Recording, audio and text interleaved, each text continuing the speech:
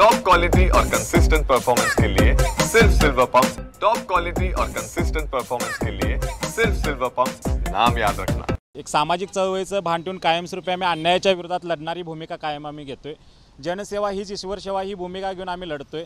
काही दिवसापूर्वी कागल गट शिक्षण अधिकाऱ्याबाबत माझा एक व्हिडिओ व्हायरल झाला होता आणि खऱ्या अर्थाने त्याची जबाबदारी आहे म्हणून मी त्या व्हिडिओतून सांगितलं होतं की 14 महिने आमच्या कागल तालुक्याला प्रभारी गट शिक्षण अधिकारी का, तर का ह्या उद्देशाला बघून जर माहिती घेतल्यानंतर लक्षात आलं की ह्यांच्यावरती राजकीय वरदहस्त आहे। पण शिक्षण व्यवस्था राजकीय झाली हे मनाला लागलेली खंत आहे, कारण शिक्षण व्यवस्थाच आमचा हा मूळचा पाया असून अनेक विद्वानांनी शिक्षण व्यवस्था मजबूत करण्यासाठी इथं कष्ट घेतलेलं आहे।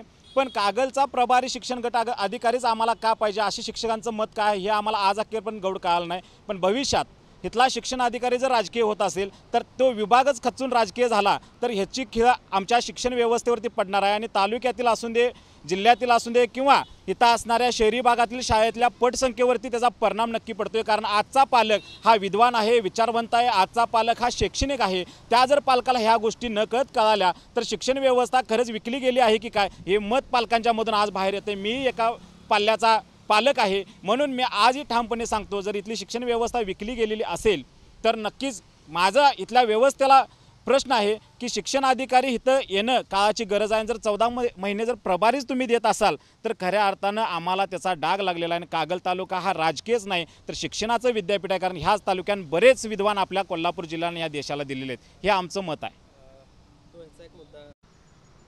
काही दिवसापूर्वी माझा व्हिडिओ व्हायरल झाल्यानंतर मला बऱ्याच शिक्षकांचे फोन आले आणि बऱ्याच शिक्षकांचे फोन अभिनंदनासाठी आले, कारण एक 28 वर्षाचा उमदा असणारा पोरग, कोल्हापूर जिल्ह्यातला असणारा हा उमदा अधिकारी आपल्या कागलच्या पंढरीमध्ये शिक्षण पंढरीमध्ये प्रथमच येतोय। हा आनंदाचा सोहळा खऱ्या अर्थाने इथं साजरा झाला पाहिजे होता, पण तो अधिकारी इथं जॉईन होतोय, तो जॉईनिंग लेटर घेऊन येतोय हे कळाल्यानंतर इथल्या व्यवस्थेनं अक्षरशः मुंबई इतर मंत्र्यांच्या हातापाया पडून राज्यसेवा किंवा MPSCतून आलेला हा मेंगाने साहेब इथून हकलला आणि 28 वर्षाच्या पोरग्याला अधिकारला तुम्ही वेलकम करायचं इथून ढकलून देता म्हणजेच काय, हा आम्हाला पडलेला प्रश्न होता। म्हणून ह्या व्यवस्थेच्या विरुद्ध आम्ही बोलत असताना इतकंच म्हणेन की तुमचं वय जरी 50-55 असेल तर मुलांचं वय तुमच्या 28 असेल, ते मुलगा तुम्ही म्हणून त्याला ॲक्सेप्ट करायला पाहिजे होता, पण त्याला हकललं का हे आज अखेर पण आम्हाला गौड कळालं नाही। भविष्यात इथं येणारा प्रत्येक अधिकारी तुम्ही हकलण्याची जबाबदारी घेताय की काय हा आम्हाला चळवळीला पडलेला प्रश्न आहे।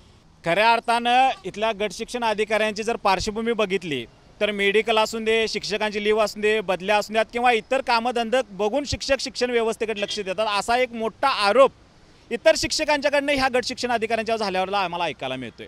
खऱ्या अर्थानं बघायला गेलं तर शिक्षण व्यवस्था जर नकळत बघायलाच गेली तर खऱ्या अर्थानं कागलची भ्रष्टही झालेली आहे, कारण बरेच आमच्याकडे आरोप आले। काही शिक्षक व्यवस्थेमध्ये बघायला गेलं तर मेडिकल लीव असतील, त्यांचा ह्याचा भाडेपट्टी किंवा त्यांचं ते भत्ता मिळतोय त्यामध्ये सुद्धा गौड बंगाल झाले की काय हे वाचवण्यासाठी जर तुम्ही हाच शिक्षण अधिकारी ठेवत असाल तर भविष्यात आम्ही ह्या तालुक्याला चांगल्या पद्धतीचा मेंगाने साहेबांच्या पेक्षाही वैचारिक असणारा गट शिक्षण अधिकारी आणल्याशिवाय आम्ही राहणार नाही।